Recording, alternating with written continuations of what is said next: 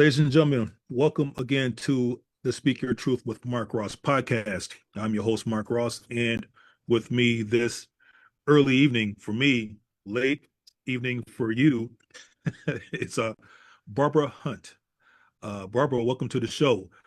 Thanks, Um, Mark. you're from the UK first off, and you classify yourself as a forgiveness specialist. Yep. Why do you refer to yourself as a forgiveness specialist? Well, I don't want to say expert because I'm always learning, Yes. but specialist because it's such an important part of our mental and emotional health that that we don't always talk about or teach in a useful way, in my opinion. And I'm really passionate about how it's transformed people's lives. And it's not just about the big things. It's not just for extreme circumstances. It's a mental and emotional practice for everyday life, and that's really how I teach it. And so when I say I specialize in it, it's something that I find absolutely fascinating. I love talking about why we find it hard, and how we can do it. Mm, And that's really I'm a coach, so that most of what I do with people is includes forgiveness. It's broader than that, but it's forgiveness based, if you like. mhm. So I guess that leads me to ask, why do people have difficulty forgiving? Well, I think there's lots of reasons. And I've written a book called Forgiveness Made Easy. Hmm. And in that, I write about the five biggest obstacles to forgiveness. But in some ways, there are sort of pre-obstacles. So imagine like the obstacles are on a, like an athletic ground, and they're like hurdles that you have to get over. The pre obstacles, if you like, are getting to the ground, actually getting to that place where you're ready to look at the obstacles. Because I think a lot of the time, culturally, we have a particular attitude, in the West, really, of thinking that forgiveness doesn't really necessarily apply to us in our daily lives. And also, we do have more and more this sense of blame, and sometimes people talk it as like a blame thrower. We like Mm, to blame other people. We don't want to take responsibility for ourselves. mm, And so there mm. can be many reasons why we don't even think that forgiveness is relevant to us. So in some ways, that is the biggest obstacle first, is, do I actually really need to forgive anyone? And my view is everyone needs to forgive everyone all the time for everything. And it doesn't mean that we don't have boundaries. It doesn't mean that we don't litigate. It doesn't mean that we don't stand up to people who are abusive. It just means that we don't carry the injury and the resentment about the injury through the rest of our lives. I often work with people in in their older lives. I work with people in their 60s and 70s, even 80s, and they're carrying resentments from their childhood that they've never really managed to let go, or they've never really managed to forgive themselves for, or they've never really managed to make amends with the other people. So for me, it's a really potent thing that we could do that would change our mental and emotional health and would help to heal trauma. And it's not really recognized as a superpower. And I really genuinely think that it's like a superpower that we have that we don't use. Forgiveness is a superpower? Mm, yeah. Mm, mm. So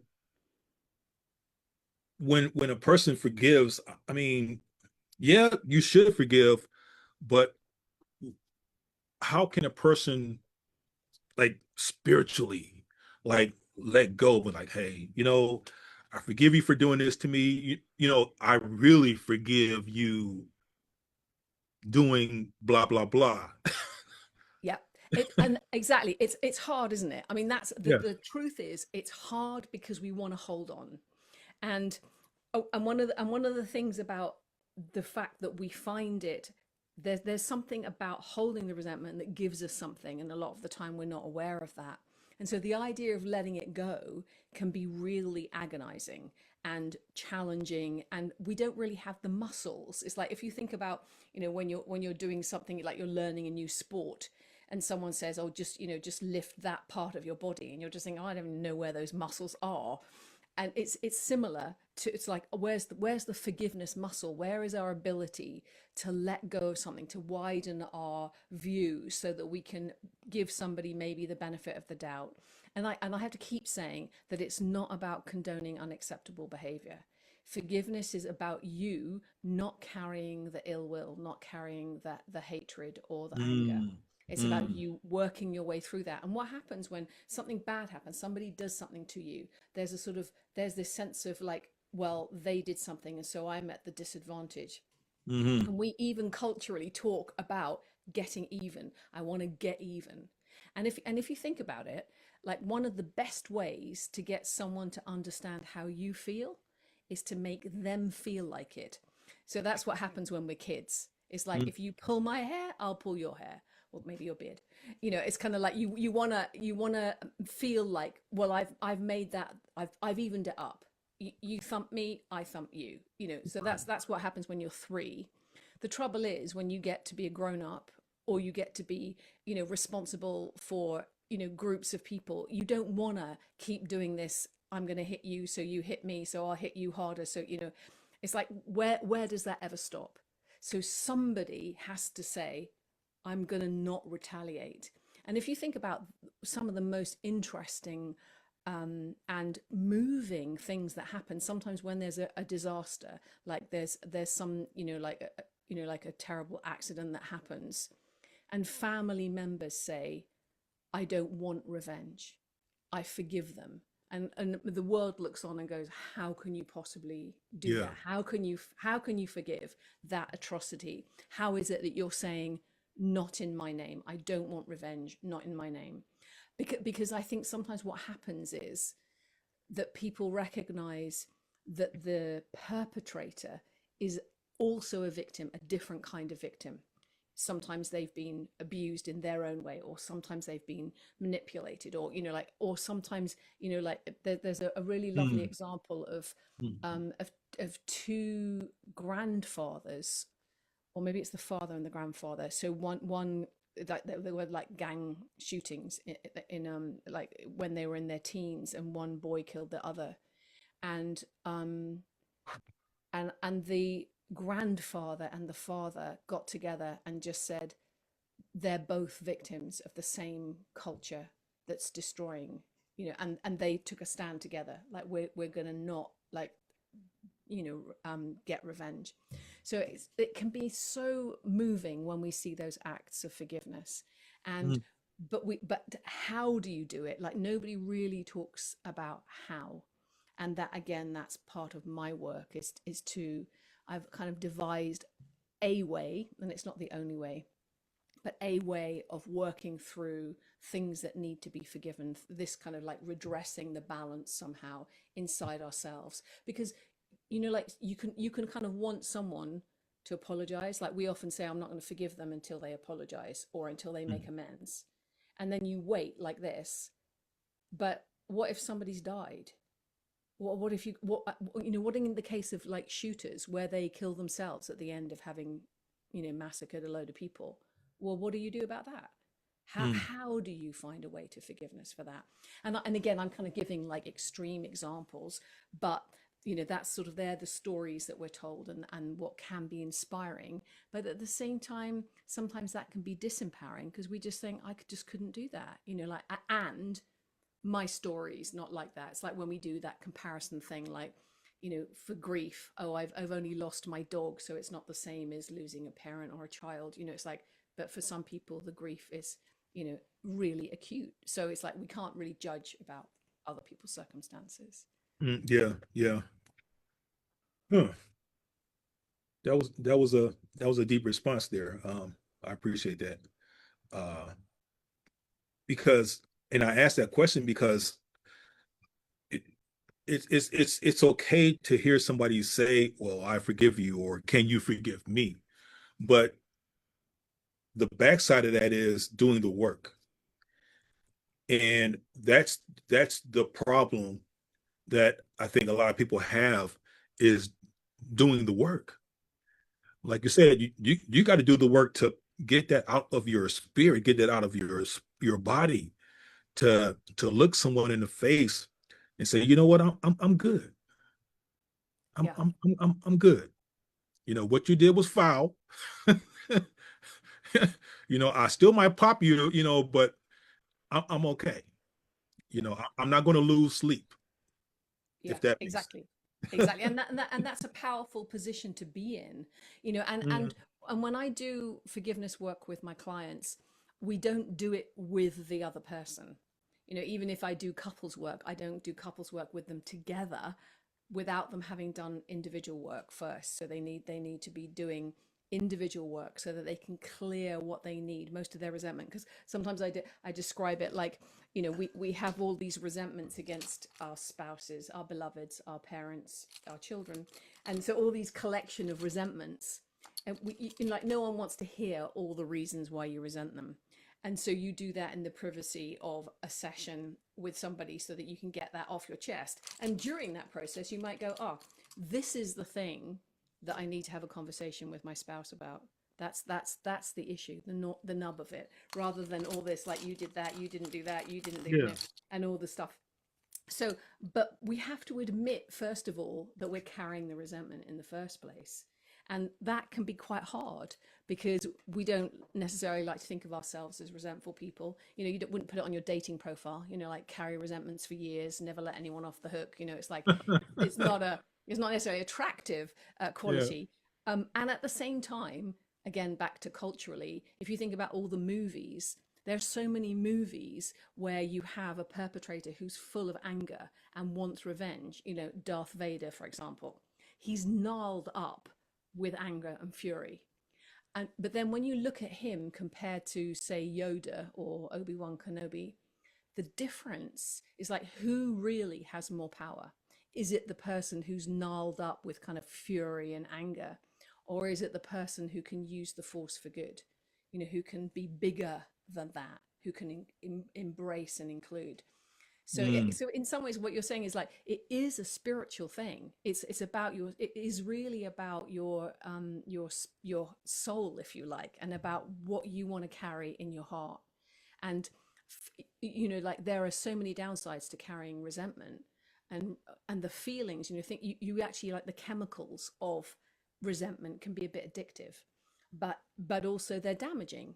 You Mm. know, just like certain substances, we know they're damaging, they're poisonous, but we still take them. And I think that's one of the other things that we don't realize is that the real downsides of holding resentment is that it's damaging our physiology, because they've done studies, there've been amazing studies down on the power of forgiveness, and they've proved that you can actually, you like, it heals your heart, it lowers your stress levels, it lowers your cortisol, improves your blood pressure. And they've even done one study, which is hilarious, where they got people to jump. And after they'd done some forgiveness work, they could jump higher.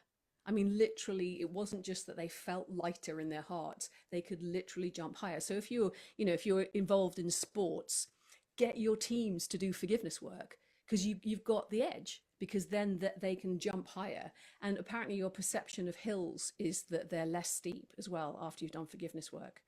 So if it Mm. has that kind of effect on our physiology, you're just thinking, well, Yeah. why isn't everyone doing it? Why are not all sports teams doing this with their, why are not all companies doing this? Why are not all families doing this? Why are Yep. not all schools doing this? Why are not all governments doing this? Because the truth about it is, and I know I sound like an aging hippie, which I may be, is that if we were truly doing our forgiveness work, we would be living in a different world, because we would recognize that everybody, we're one humanity, we're all human beings, we all have like the amount of genetic data that's the same in all of us. I mean, I think we're more connected to each other than, you know, like we're quite close to certain other primates, but you know, we're really genetically very similar underneath all of it, you know, our exteriors.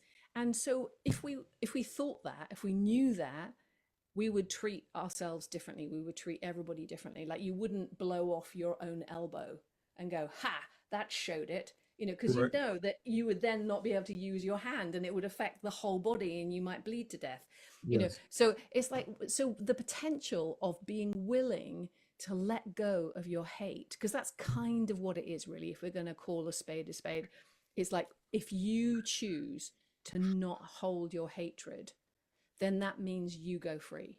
And then so does everybody else. Yeah. But more importantly, you. Yeah. Yeah. Because Starts at home. yeah, yeah.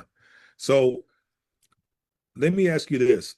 What's your story, Barbara, and what did you have to go through to get here, to Yeah. get to becoming a forgiveness specialist? Well, my original interest came from when I was doing a lot of personal development training. Um, I mean, really a long time ago, so in the 90s.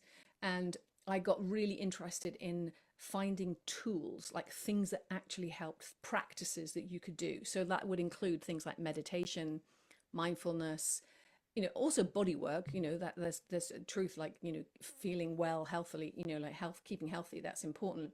But I wanted to know, like, emotionally, what do we actually do to deal with being a human being? And some of the tools that I learned, I trained to teach a course in self-esteem and one in purpose through this program called the More to Life program that was absolutely fantastic. Did a lot of trainings with them, with their teams, with their leadership, and just got more and more interested. And on that particular training that they gave us, the original weekend training, they got us to write a list of all the people that we thought we held a grievance against. And I thought, well, I'll just lower my bar so that that's pretty much everybody I've ever met, so to one extent or another, because we're always judging ourselves and, putting ourselves, we're social creatures. We're trying to, like, find out where we rank. And so I just thought, because most people, you have, challenges with school friends or siblings or a family member or a boss or the first time your heart was broken, so I just started making my list. And I got to number 36 and I thought, yeah, probably resent my mum. And I put her name down. And the reason that was significant was because I was resenting her because she was ill. She was unwell. She had multiple sclerosis, like J.K. Rowling's mum. So from the time I was 15, she was quite significantly disabled. By the time I was 18, she was in a wheelchair. At 21, I left university to look after her.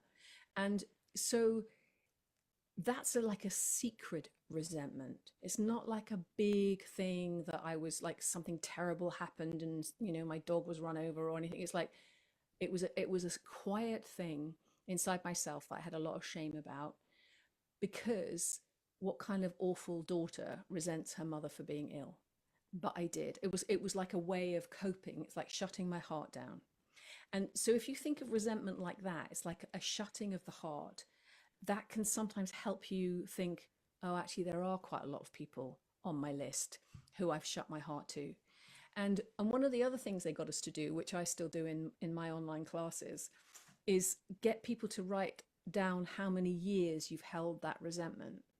And so if you write down all the years you've held a resentment, say it's your mom and you're like 40, that's 40 years. And then you've got dad, and then you've got, grandma, and most people have at least a century's worth of resentment in their hearts, unattended to.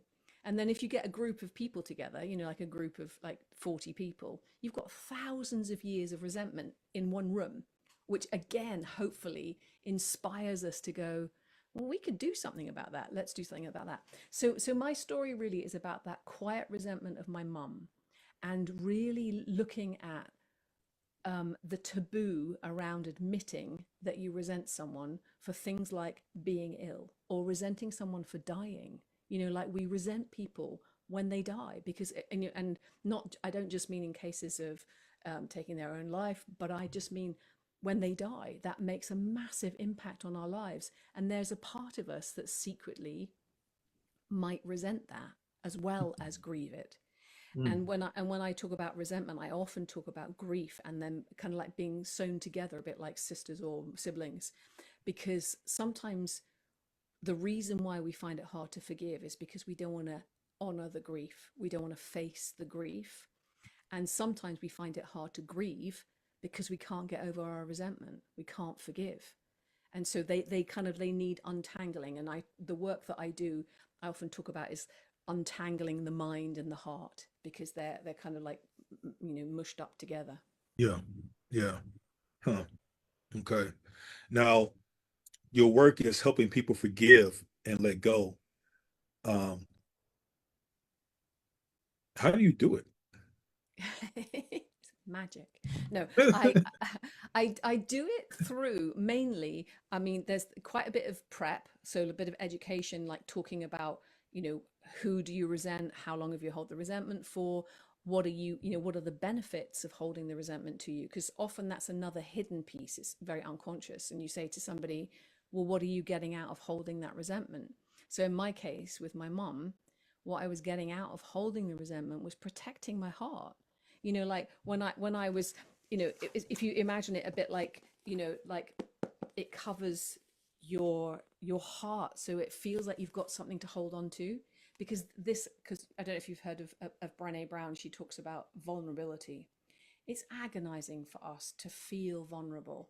We you know, we want something we can hold on to. We want to feel like we're protecting our hearts. And Sure. that's one of the main reasons why we don't want to forgive something, because it means attending to the pain in our hearts. And so, you know, like that's a really important part. So before I work with somebody, there's talking really about some of those things. And then the how is, I do have a 7-step forgiveness made easy process, which is like a guided visualization that I take people through. That's your book, And right? that's in my book, yeah.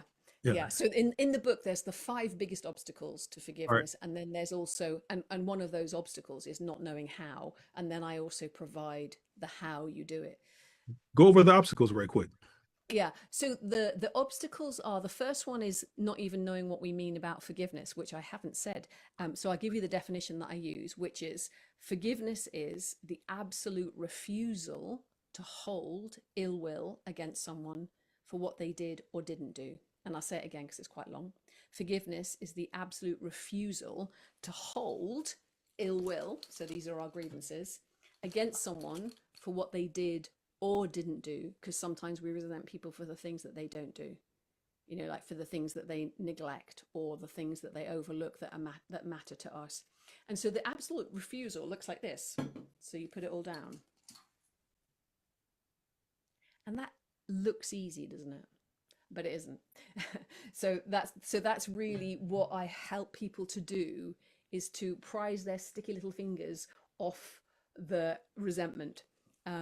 Because we hold on to it sometimes for slightly dodgy reasons, like we get the moral high ground, or because we're right. We love being right, you know. So, you know, like there are some slightly more egoic reasons. So that's one of the other obstacles, is understanding about how does the ego play in.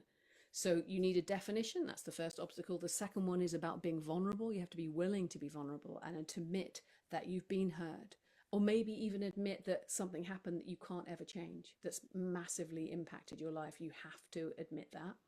And Mm. then there's the ego and how we do our point scoring and how we challenge people. And then the fourth one is about the resentment, is about the hidden costs of holding the resentment, because we're not even aware that the cortisol is going through our bloodstream and that it's affecting our sleep, or our resentment is affecting our other relationships, or our resentment is affecting our creativity or our sex lives, or, you know, kind of like it impacts everything. Or if we're, you know, we have a faith, or we have, you know, we're a kind of a morally, you know, we aspire to be a good person. Holding resentment is like an antidote, you know. It's like, not an antidote, you know, it's like the anathema to that. It's the opposite. You don't want that. You want to feel like you're in your integrity. And, you know, say you're a kind of, you know, some kind of like a rabbi or a priest or something, and you're holding resentment. And I remember I did work, I worked with this fantastic guy one time when I was on a retreat, and he was a bishop of a church in London, and he was holding a resentment against someone, that something had happened at his wedding, and he was holding a resentment against somebody about that. And it was Mm. so beautiful to see him weeping with relief when he did his forgiveness work, you know. So, you know, it's, we don't really realize why we're holding the resentment, and we don't realize the power and detriment of holding the resentment. So Yeah. that's the fourth obstacle, is all of what's going on under the hood, and the fifth is knowing how. So that's why you need to buy my book. Right. Now, when you talk about and thank you for being so illustrative about how people should forgive and let go, but uh, does speaking it in front of the person make a difference? I never advise that. I always say don't do forgiveness work with the other person unless you are both enlightened, and only then under certain circumstances, because it's so hard. Because what happens is when somebody's got all your resentment and they're telling you all the things that they, despise about you or find difficult.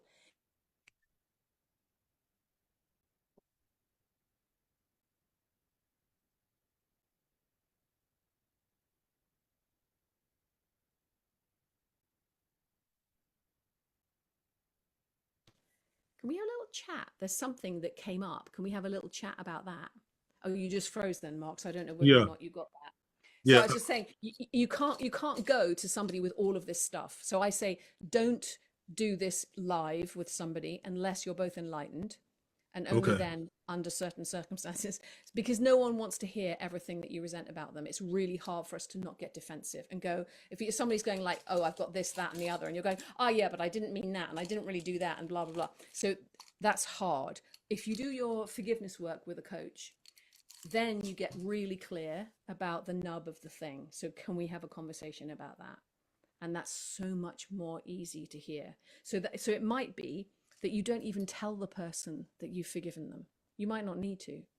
And sometimes that kind of declaration is, I have forgiven you. The other person's like, sometimes that can make things worse. So it's more really, if you stop holding your ill will against someone, they'll feel it.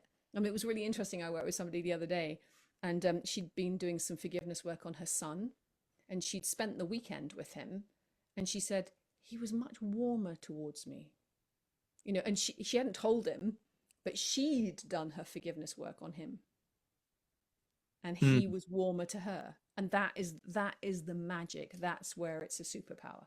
Because if you think about relationships, they're a bit like threads of connection between us.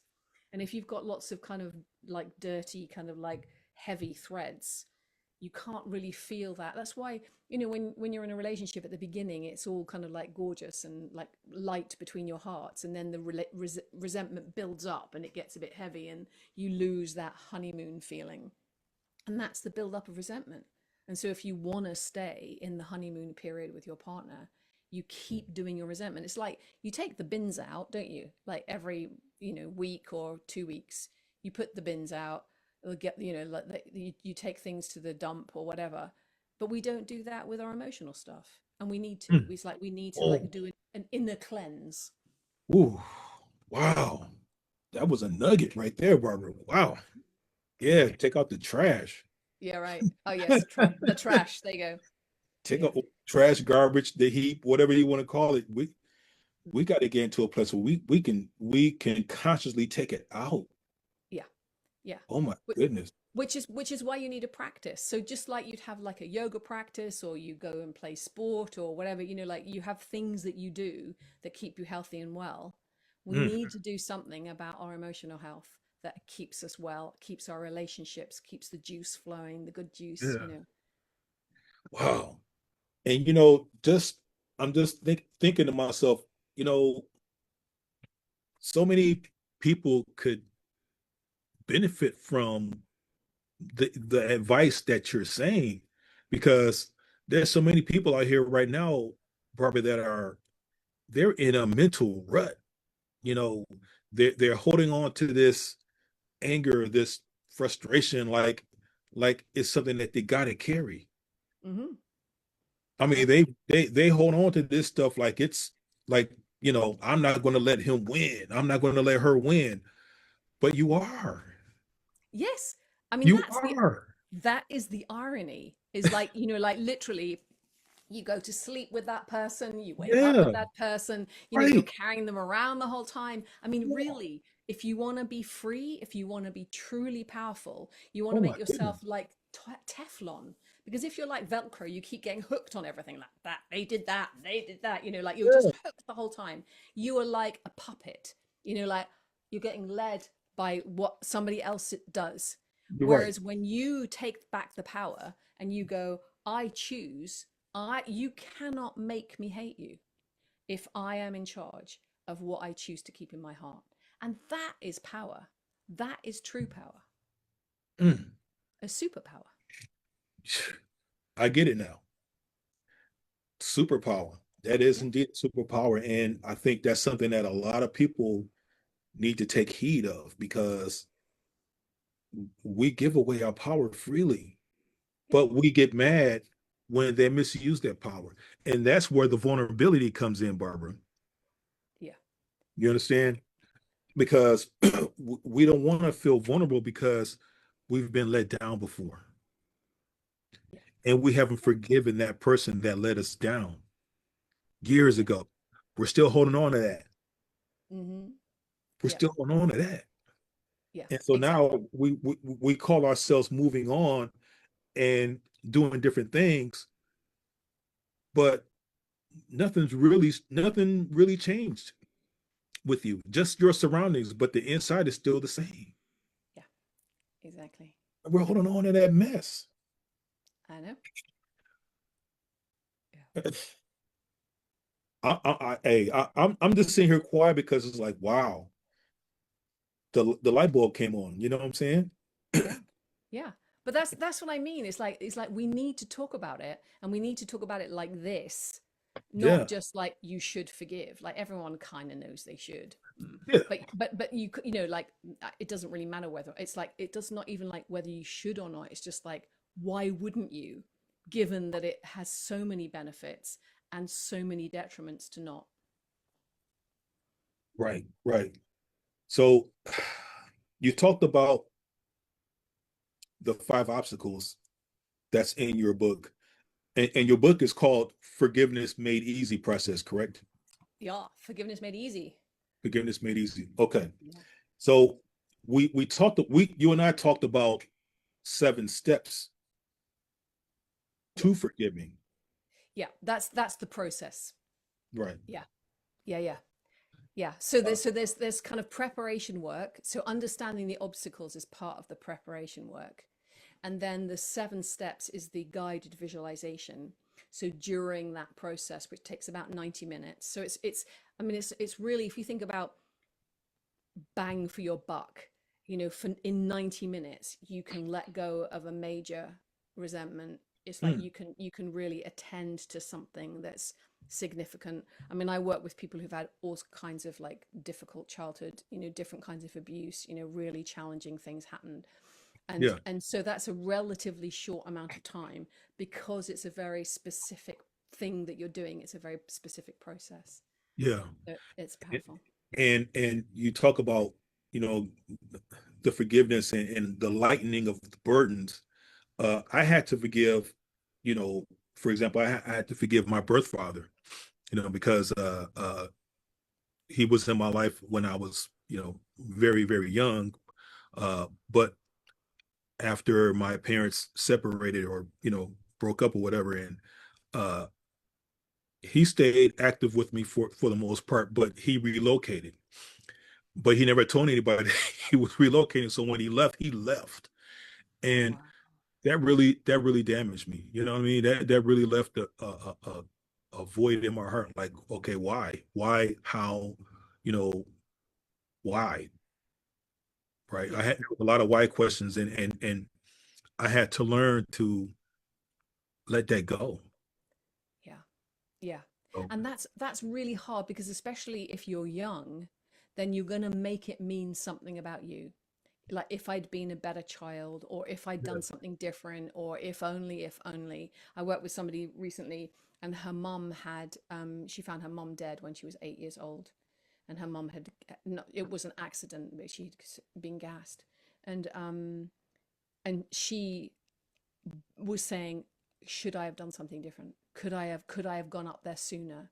You know, could I have saved her life? You know, so it's like, so we have that we then carry. And that's what I mean about this. Like, how can you reconcile that, the fact that dad leaves, and you are in pain, and you can't, you know, he's not, you know, doing the thing that he needs to do. So yeah. So how did you? I'm curious about how you found your way to forgiveness. Just as what we said earlier, I realized like that I was carrying this negative emotion, right? And I had to say to myself, why? Why? It's not doing me any good holding on to this. Yeah. It's just making me mentally and spiritually tired, Yeah. right? So Yeah. in order for me to forgive, I really have to forgive. And uh me and my pops, we're cool now. We're cool. Nice. But I had to really like have that mark to mark conversation. Mm-hmm. Yeah. Why am I feeling this way? Why? Why am I holding on to this? Is it doing me any good? If it isn't, then let it go. Yeah. Let it go. And when I did let go, I felt I felt it. I felt the difference. Yeah. And And did it change something between you? between us, Yeah, between you and your pops. uh, it well, I I don't yeah, I guess so. In a way, I guess it did. I never, as I grew older, the anger kind of dissipated, but it was still more of a like a slight resentment. Like, man, what you did was crazy. That was real foul what you did to me back in the day. But I'm letting it go. But I've learned to like, hey, I don't want to give that power Yeah. because there's no need for me to give it power. Yeah. Yeah. My pops, he's 90 years old. Wow. Wow. Yeah. And I recently went to see him. He's in Texas, and I recently flew down there to see him, and I haven't seen my dad in like over 20 plus years. Wow. Wow. So getting that chance to sit with him, uh, reminisce, uh, talk with him, and just be in his presence. I mean that was a great experience for me. Yeah. Uh, and not just for my healing journey, but for uh, just for me knowing that he's okay. Yeah. Yeah. So, yeah, that gave me peace, Yeah. and it gave me power to really uh, let the past be in the past. Yeah. Right. Yeah. Mhm. And has he ever made amends? Has he ever apologized or expressed like explained why he made his decision? Yeah, he gave me a loose explanation as to why he left, but my thing was, okay, if you're going to leave, that's cool. Just talk to me. Let Yeah. me know what's going on. Don't assume that I'm going to know. I'm a freaking kid. Yeah. I don't know no better. Yeah. you know, Yeah. yeah, you should have talked to me about it. You should have at least sat me down and say, hey, this is what's going on in my life, and this is what I'm going to do. Yeah. Yeah. Don't just up and bail. Yeah. Yeah. And I'm sure I've seen a movie about a very similar situation. And the dad, like later on, like on his deathbed, says, I couldn't say anything to you because if I had, it would have made me stay. It's like he didn't want to make himself vulnerable by speaking to the kid that he left because he didn't want to because he thought if he said something that he wouldn't be able to leave. Mm, It was very tender. mm. Wow. Mm. So yeah. So what other things are in your book that uh, we should know about? Uh, well, there is quite a sweet Christmas story, about a family who are like just resenting each other, and they kind of bring their resentments to the Christmas table every year, like more and more, and the walls get higher and higher between them, and they can't see over them because they're resenting each other. and then a wise woman comes, and they have a different Christmas. So it's kind of like it's like a little story that illustrates, like, again, the mundane things. Because if you think about the holiday season, most people think, oh God, I'm going to have to see, like there's usually somebody that you're going to find, at the, the Christmas table or the Thanksgiving table, that you don't necessarily want to spend time with. And so it's a little playful sort of story about that. And again, why it's worth our while doing our forgiveness work. So that's and also the other thing that's in the book, it's Mm. my invitation for us to all take our forgiveness seriously and to see it like an act of amnesty for the whole of humanity. It's like, if you choose, like, I'm going to not carry any resentment for the rest of my life. I'm going to, like, if I start resenting somebody, I'm going to do my work. I put people on my list, I take them off. I put them on my list, I take them off. I've got a friend who said to me the other day, can we do some more forgiveness work before now and Christmas, because I want to get rid of all this stuff. So she's like, she's aware she's got a whole bag full of stuff she wants to put down. So it's like to see that as your practice, and then start a revolution. Because I really think that this is quite counterculture. It's revolutionary. It's the opposite of everything that's going on the internet, where everybody's bitching about everybody else and they're, mudslinging. This is the opposite. This is the complete opposite. This is saying, I am not going to join in with that. I'm going to choose to see your humanity through whatever it is that you're doing or not doing. And it doesn't mean that we don't take criminals to court, or we don't litigate, or we don't stop abuse. Like, if you're being abused, you get out of the situation, you heal, you do your grieving, and then maybe you do your forgiveness work. But it's just like, they're more extreme circumstances. But in the moment, most people, the petty resentments, it's easy to clear those if you have that as your practice. Mm. So it's just an invitation for everybody to do that. And like, like, technically, if we had like a forgiveness lockdown, in 2 weeks, everybody's like, okay, I'm going to do my list. I'm going to work through my list. And then we come out in a completely different world. Mm. That's Nice. the potential. Yeah. Yeah.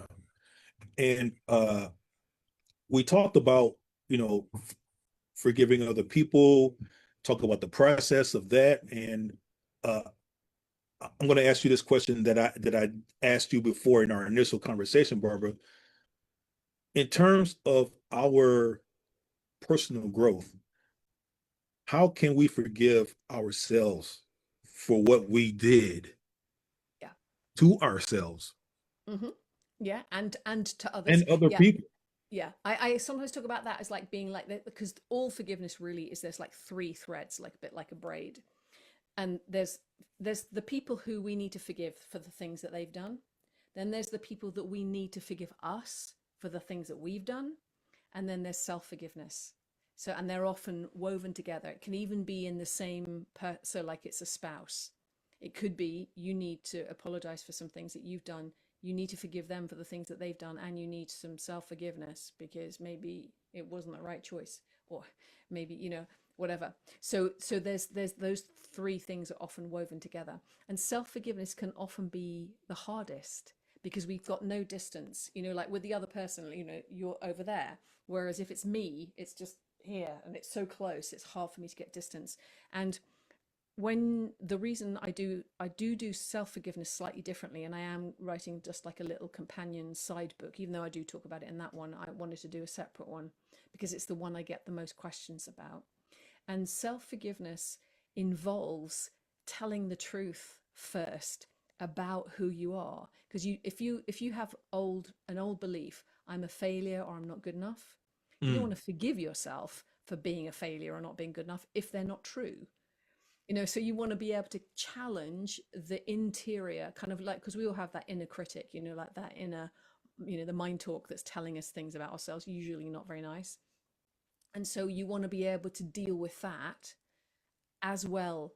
And like, before you actually do the forgiveness, kind of, it's like a little ceremony of forgiveness that you need to do on yourself. So it's Mm. kind of a two-parter that you need to be really discerning about what is it.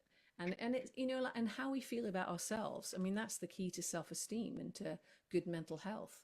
And that we need to, again, take back control. We need to, manage our minds, and we also need to manage our hearts.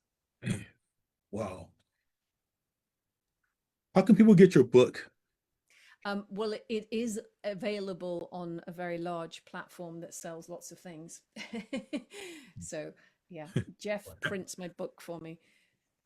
Yeah, so it's on Amazon, and It's on Amazon. yeah, Okay. and you can get it on other secondhand sites. I try and buy my books on secondhand sites like World of Books, or Abe Books. So you can get it on secondhand sites. Um, Okay. yeah. All right. Cool. Cool. What's next for you in your future, Miss Barbara? Um, well, two things. One is, no, three things. So one is I host online classes where I like talk a little bit, do a little bit of intro, and then I guide people through the process. And it's live and it's on Zoom, and anyone can sign up if you just go on my website and find the link to sign up. Um, and I normally do two before the holiday season, so that if people have got like a grievance against a family member or somebody they're going to be, in an office party with, you can do your practice. It's in like 90 minutes. I hardly charge, it's like a kind of donation basis thing. I suggest like $15 or quid or whatever it is. So people can come, so it's really accessible. So I host those once a month, so I'm going to do two of those before the holidays. And then the other is finishing my book on self-forgiveness, and the other is I've got a single that because I am a musician as well, and I'm releasing a Oh, single. Yeah, so all right. that's, yeah, it's All called right. it's called Simply Gorgeous, and it's like a meditation. So yes, love song. All right. All right. Check you out. Yeah. Yeah, please check me Yeah. out. Yeah. Right. Right. Right. Literally check you out. Okay. Okay. uh, how can people contact you? My email, no, no, not my email. Yeah, well, I can tell you my email is ask@forgivenessmadeeasy.co.uk, and my website is forgivenessmadeeasy.co.uk. Forgiveness Made easy. made easy. .co.uk. Dot what? Co, Oh, like yeah, co.uk. Yeah. got it. Got it. Yeah. Barbara Hunt, I had a very good time talking with you and learning a lot about forgiveness. There's a lot that goes into that. Yeah. Yeah. Wow. Well, yeah. Thank you. Thank you for your great questions. No problem. I really did learn some things today about our subject matter, and I really do hope that people that listen to this podcast weigh in on it, because uh, we as a society we're carrying too much baggage. For sure. We're carrying too much mental baggage, man, and it's not only affecting our mental, but it's affecting our spiritual as well. Yeah. It's corrupting it bad, Yeah. and we have to follow the advice that you illustrated to us and really do the work and really see the importance of letting go and doing the work of making that happen. Yeah. Yeah. It's Yeah. true. It's true. And it is, and we're in a spiritual crisis as a humanity. And this is the Agree. master spiritual practice. I mean, along with meditation, I'm not dissing meditation. I'm a lifelong meditator as well. But meditation, you can meditate for decades and never forgive a soul. Or you Mm. can do all the forgiveness work you like and never become enlightened. So it's like you can't do one or the other. It's like they both need to be done. But forgiveness is like it transforms relationships. It transforms how you feel about yourself. It's like Mm. it's a very pure thing. And it sounds really old fashioned to say the word pure, but there's something about that is like just pure light coming. It's like in your heart. And we want that. I really truly believe that there's something in us as human beings that want to be in alignment with what we know to be the highest good. We get distracted, and of course there's some people who aren't dedicated to that, but I think most human beings, they do the right thing. If you think about all the people who respond to disasters, or even like that when that airplane was landing, that landed in the Hudson Bay, and that all the other people who were in ships and boats went in to support them, like Mm. risking their own lives. It's like there's something in us that is really beautiful and needs sponsoring. because the algorithms on the internet, they sponsor what's not great in us. And Mm, so we kind of have to work hard to go in the opposite direction. mm, mm, mm. Barbara Hunt, ladies and gentlemen, check out her book, Forgiveness Made Easy. Um, I think it'll be a good read. You sent me a Audible copy. yep. Yeah. When Yeah. So yeah, it's on Audible. I read it on Audible. Yeah. okay, okay. And ladies and gentlemen, you just heard it. You can also check it out on Audible. So Barbara Hunt, I really do appreciate the time that you gave to me to talk with you about this, and may you have a blessed day.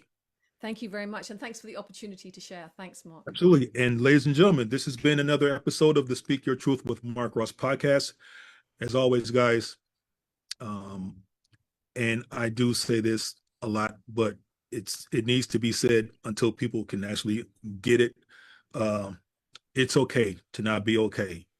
Just do something about it. That being said, Barbara, have a good day. Thanks, Mark. All right. Bye-bye. Thanks so much. Take care. Take care.